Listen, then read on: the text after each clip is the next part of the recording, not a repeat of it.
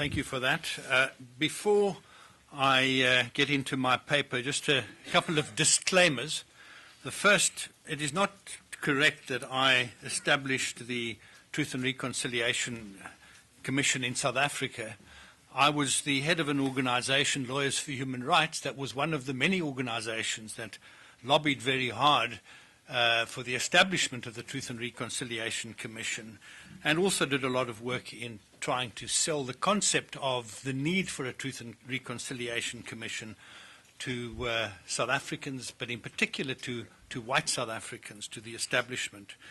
My role in the Truth and Reconciliation Commission for 2 years was to represent many, many victims who in respect of whom applications had been submitted for amnesty by the perpetrators, and we went through legal processes. So that was really my role. I just wanted to clarify that at the outset. And then secondly to say, I feel sort of quite intimidated being here because I have a sense, in fact I know that I probably know less about this particular conflict than 99% of you that are, or even 100% of you that are sitting in the audience today. And that obviously puts one at a disadvantage, but on the other hand, I'm not going to speak particularly about your conflict. I want to speak in more general terms about conflict resolution, but obviously try to relate it to the context around which I have done a little bit of research. With that, I would like to thank the organizers, the Kurdish Academic Forum and Sayos Kurdish Society, for the opportunity to be here today to talk with you and to share some thoughts and ideas. In the course of my address, I'm probably going to ask more questions than I'm going to give answers, because I don't think that it's my role to give answers, but rather to ask questions. As a peace process facilitator, one's role is primarily to manage a process and to create opportunities in managing the process, and not to give the answers and the solutions, but to act as a catalyst to enable the protagonists in the conflict to give the answers and the solutions.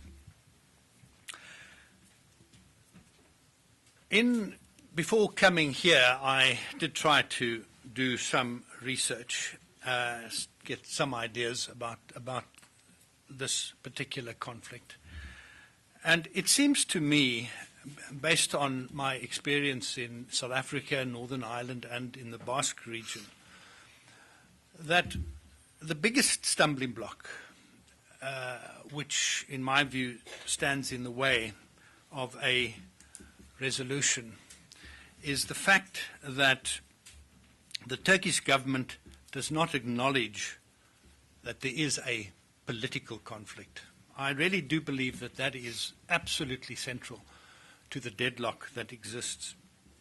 It doesn't officially recognize that there is a Kurdish question outside of the violent conflict which is taking place between PKK and the state. And I mean, interestingly enough, that was exactly the same problem that we've had in the Basque region, where the Spanish government denied categorically that there was a political conflict.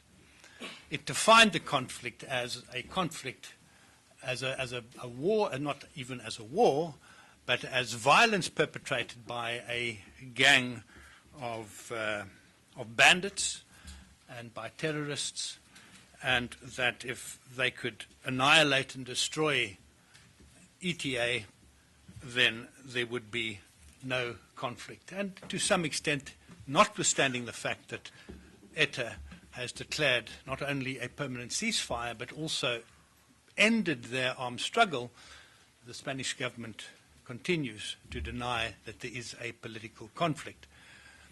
But at least now there's an opportunity to develop engagement around a political conflict, and maybe I can touch on that a little later.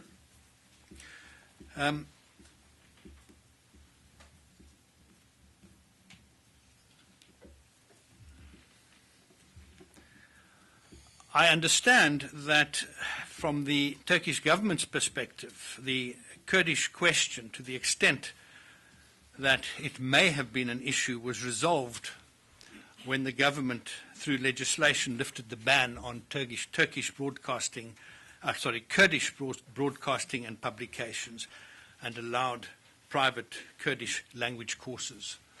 And I mean, you know, and I think we all know, that it is an absurdity to suggest that that would be the end, and that has resolved the Kurdish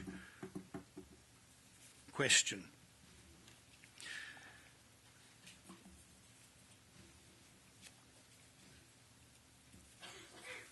The challenge, I think, that faces all of you is, how does one address and how does one correct the denial that one finds that exists in the mind of the Turkish government about the existence of a Kurdish question? And I'm going to talk about that a little later, after I've tried to identify very briefly the stumbling blocks. That is the first stumbling block. I think the second stumbling block and big issue that is outstanding is something that Professor Galtung referred to when he spoke about I think the lack of vision was the words that he used. And I really referred to that as the lack of agreement about a shared future.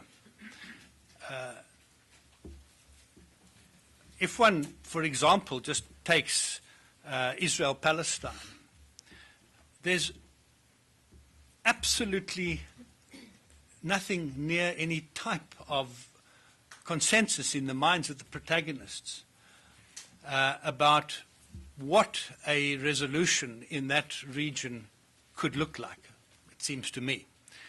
And I think that is part of the problem here also, where there is no broad, at least a broad consensus about what the shared future could look like. And just to give you an example of what I mean, when the African National Congress and the white minority regime in South Africa decided to sit down and to negotiate, and there was now an opportunity for a peace process, at least there was a shared vision that the new South Africa would be a democratic South Africa that would accommodate the rights, the aspirations, the needs of everyone, irrespective of gender, color, belief, religious belief, and that there would be a society that would be free of discrimination. That was at least in a unitary state. So at least there was that shared vision. What was subject to negotiations was the detail as to how one would achieve that, what it would look like really in absolute detail. The white minority regime was talking about expressing rights as group rights, which obviously was not acceptable at all at any stage by the liberation movements, but at least they could talk about something that they could vision for the future. And I think that that is an essential ingredient, and I don't think that that exists in this particular context. The other huge problem, as I see it, is the multinational dimension of the conflict involving 4 countries. And I mean, that makes it unique. And I suppose the other side of the coin is that with all the turmoil that is happening in the region and has happened and is happening in those countries, new opportunities are created or will be created, which are there for parties that are negotiating about a future dispensation to think creatively and to come up with ideas, some of which I think were very interestingly referred to by Professor Geltung during his address.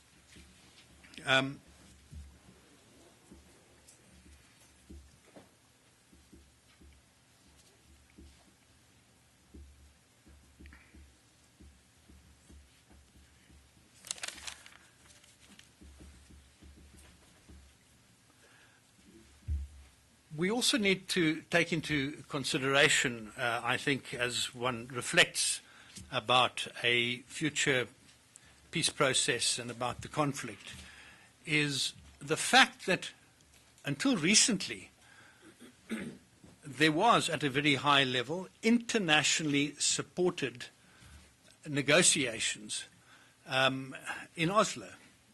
And why that is important, in my view and in my experience, is because international involvement in peace processes can play a very significant role in encouraging and assisting and enabling those peace processes to happen.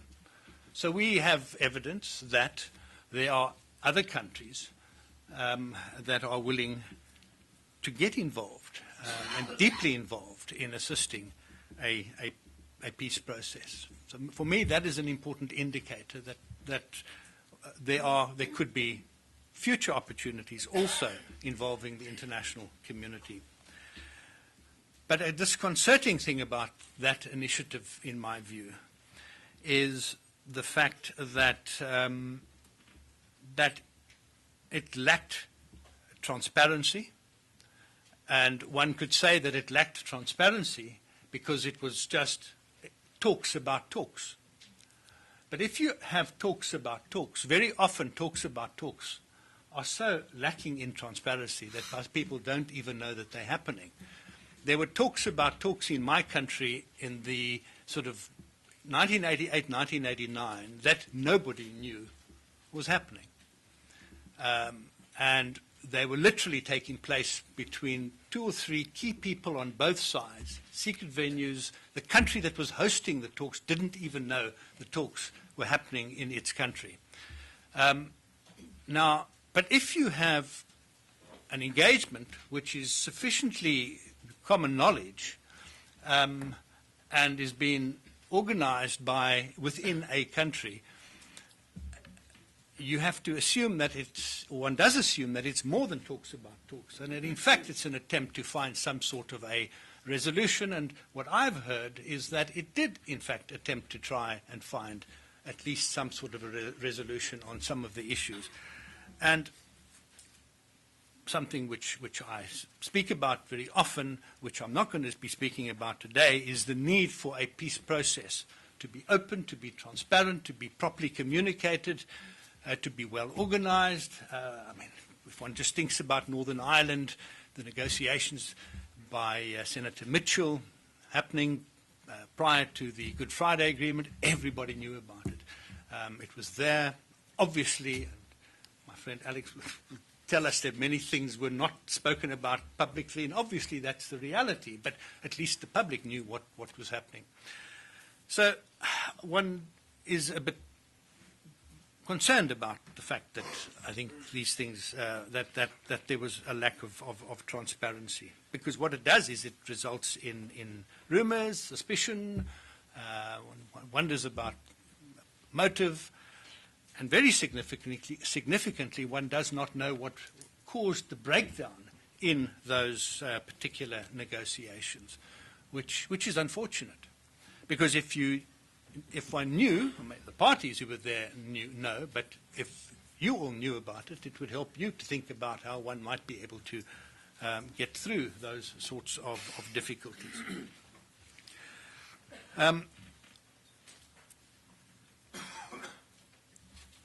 I want to just spend the last, I think I've got another 5 or 10 minutes. I want to spend the last 5 or 10 minutes on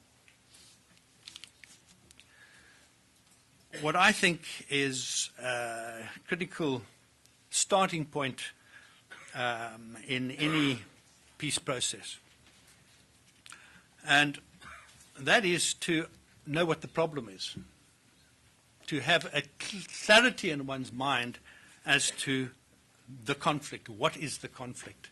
Now we have a complication here where, for example, we know that the Turkish government does not acknowledge that there is a political conflict.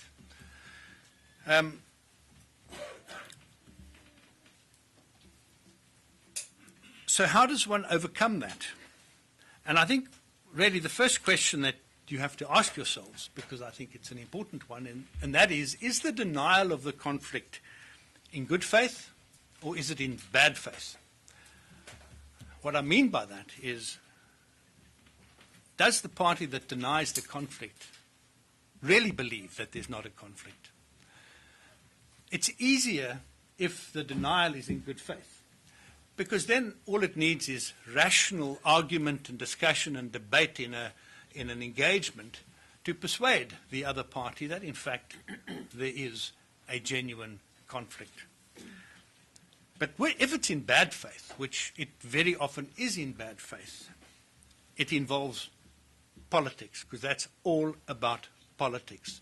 It's a political deceit, it's a political manipulation, it's creating smokes and mirrors, creating perceptions which deflect the real issues and make it very difficult then to know where to begin to engage, and it makes it impossible, in fact, to engage on a conflict which is not clearly defined. In South Africa, just to give you a practical example, when apartheid was designed in 1948 or early 1950s by Dr. Hendrik Verwoerd, they designed a concept, and I mean, it's quite ironic how concepts can be abused, but they designed apartheid on the concept of self-determination. And they said very generously, we want to give self-determination to all the different nations of South Africa. And there were many, 9 or 10 different nations, whether it was the Zulu nation or the Xhosa nation or the Sotho nation or the white nation, but to create different states for self-determination for all those different nations.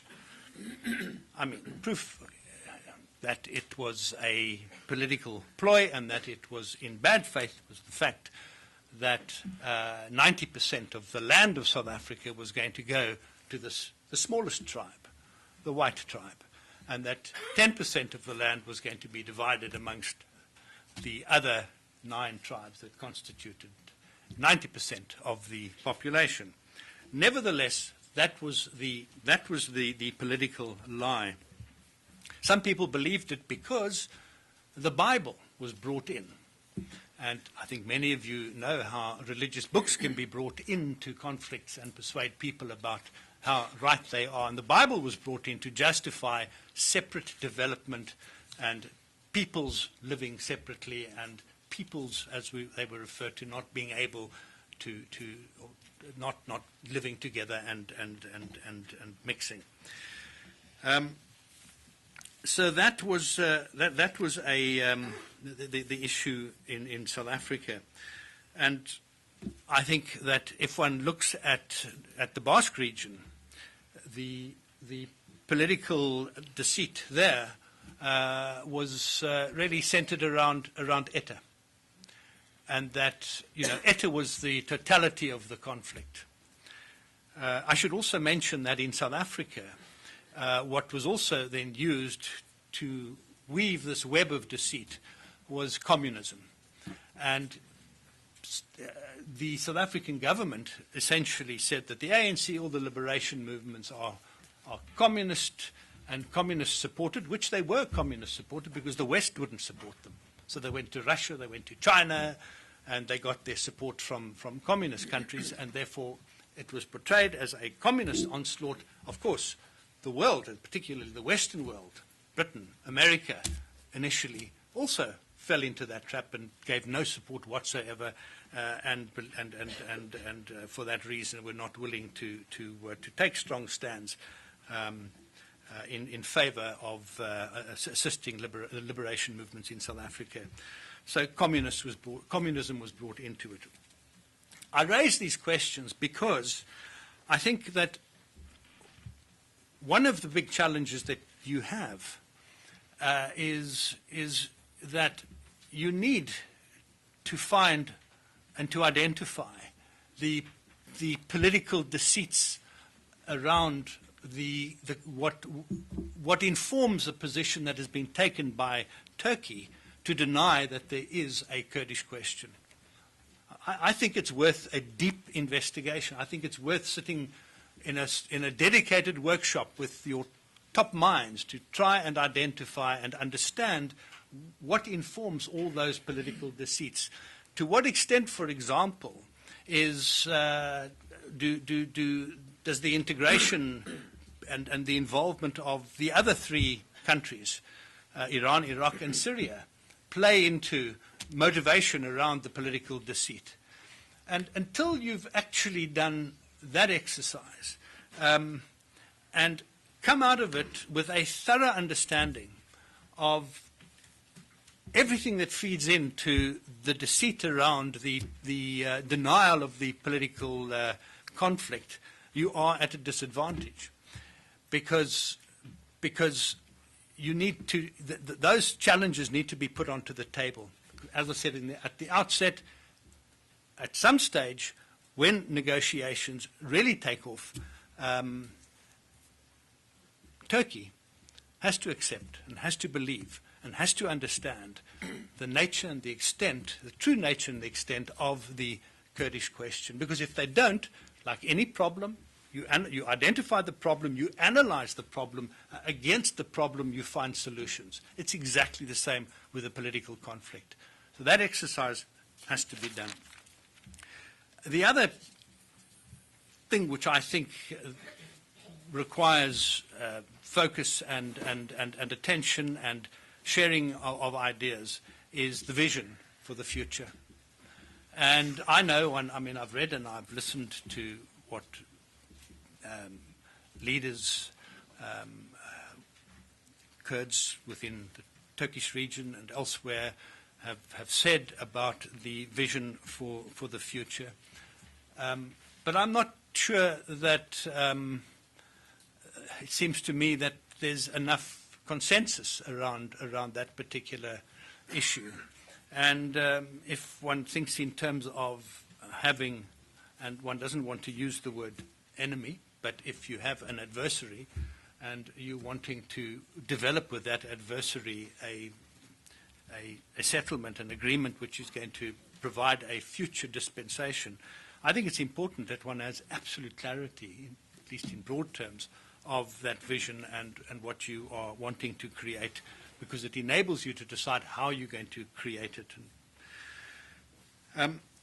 Those really are the main factors which I want to talk about and really only talk about, because I think those are critical things that need to happen before you can have actually commence with a successful peace process.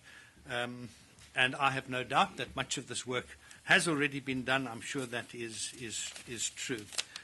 If I have 2 minutes, and I don't, yes, do I? If I have 2 minutes, just something about the Truth and Reconciliation Commission that I wanted to just touch on. First of all, to say that the point was made that one needs some sort of a mechanism that's going to deal with the wounds and the injuries and the emotional damage that has done after so many years of terrible violent conflict. Those mechanisms really, in my view, need to be established after there's a political resolution, because they need to happen in a in a context where you have a sense of renewal, where you have a sense that we have agreed, we have settled, we know where we are going. Now we can use the luxury of that space to be able to deal with the past and to speak openly about the past and to try and heal the wounds of the past. In South Africa, the Truth and Reconciliation Commission worked on some levels, and on some levels it did not work. Its most significant contribution, I believe, was through the fact that the hearings at the Truth and Reconciliation Commission were broadcast live on television, which enabled people to sit in their homes and to actually share in the stories that were being told. And this was particularly relevant for white South Africans who were in total denial about the atrocities that their own government and their security forces were committing. And for them to actually hear police officers sitting before a judge or judges and a group of commissioners talking about how they put bags over people's head, tortured them, put bullets in their heads and burnt their bodies, was hugely significant. It assisted, I believe, the process immensely, because whites became more humble than what they had been, and quite frankly, white South Africans, in my view, still have a long way to go in terms of that humility which we should be expressing in our country. But the stark arrogance that one heard from the majority of white South Africans definitely diminished as the Truth and Reconciliation process got underway, and people began to hear the truth about what was happening in the country. Of course, many of the victims who were given the opportunity to hear about what happened to their loved ones were greatly serviced by that. It enabled them to put the past to bed. But one problem which happened on many instances where someone was maybe disappeared 10, 15 years ago before the commission started, people in a way developed a mythology and a sort of a fantasy about what happened and how the person died, and as a hero for the struggle. And then when the commission heard the evidence, it may have been less romantic or less glorious than what they had been led to believe, and they just would not accept that that was the truth. Sometimes, tragically, it came out in evidence that maybe the person had been a spy and had been killed for other reasons, which made the truth unacceptable. So there are difficulties that obviously happen with truth commissions, and the one thing that one needs to steer away from is any concept of financial compensation, because it really diminishes the value of life and what has been lost. And South Africa decided to give compensation. Compensation was pathetically low, in many instances wasn't given. I was a member, part of our international advisor to the consultative group on the past in Northern Ireland that was developing a concept for Truth and Reconciliation Commission in Northern Ireland. One of the recommendations that they made was around compensation. It killed the proposal. The proposal was taken and put in a drawer and locked away because there was such an outcry against the proposal about a some sort of a financial award, a financial compensation. So a few ideas on truth. Thank you. Thanks very much. Thank you very much.